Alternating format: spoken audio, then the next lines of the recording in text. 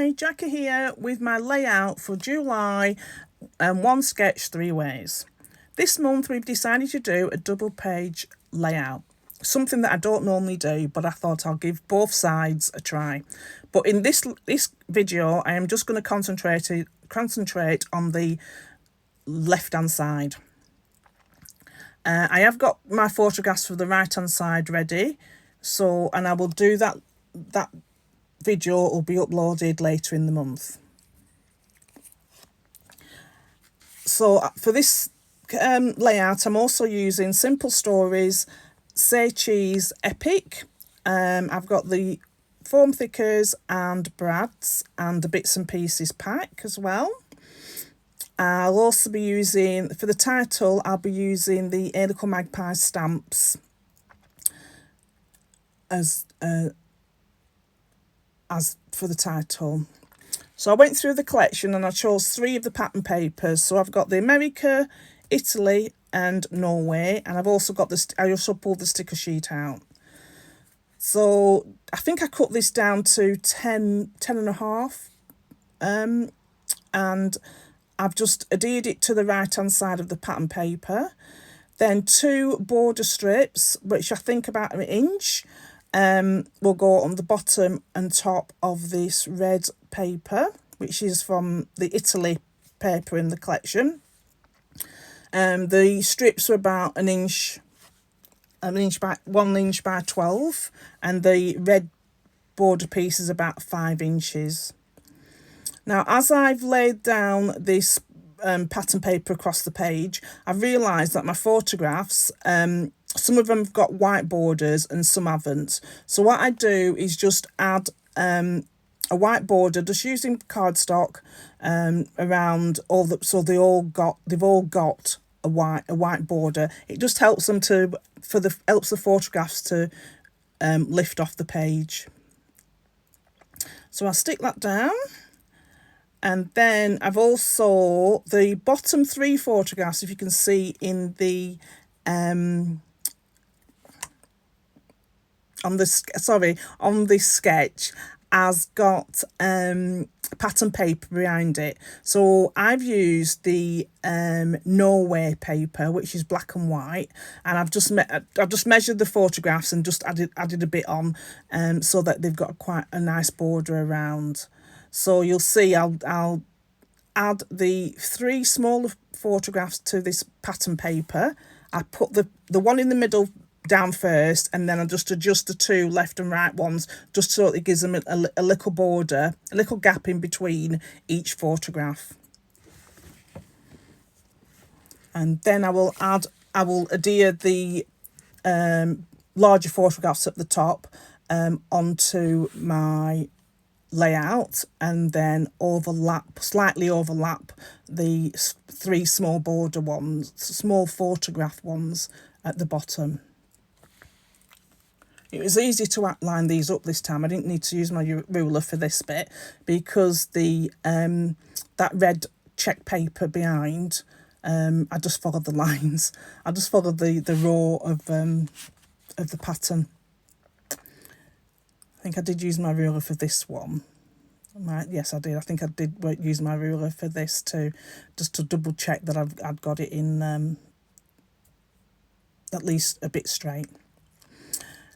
Then I've decided. Then I'm not decided. Then I'm going to use. I decide that I'm going to use the outline of these alphabets, not the solids.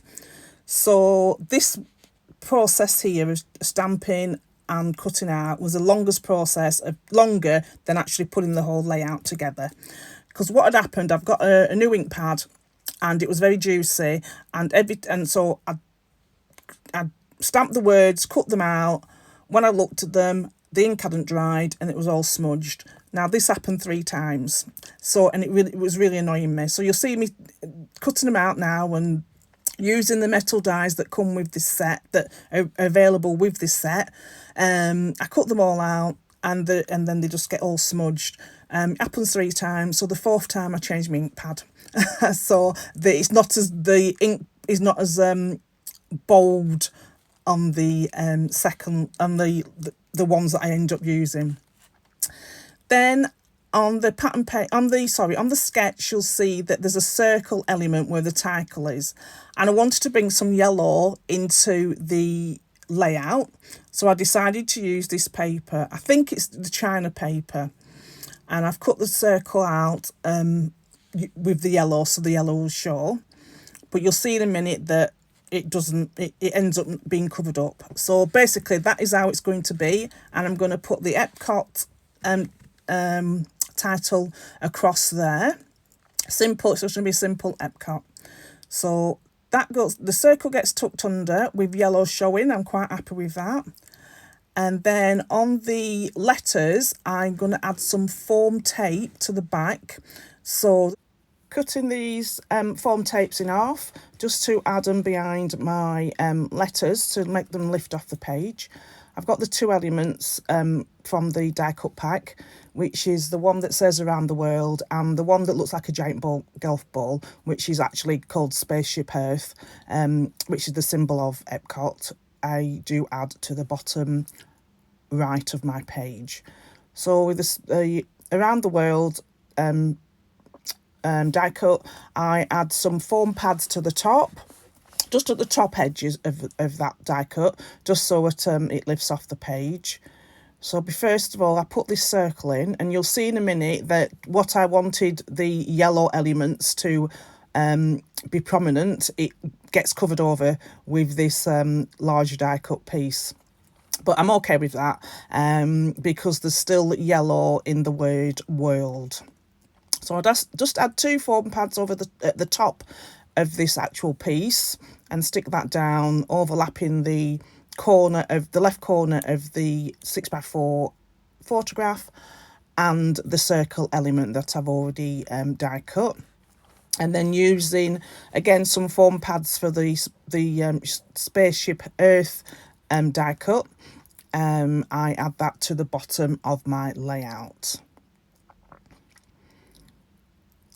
So after putting the, I start to position where the letters are going to go, and I put them in this position here. Again, they've got foam pads behind, so it just raises them up a bit off my page. Using the foam stickers, I just go through and see what I can add.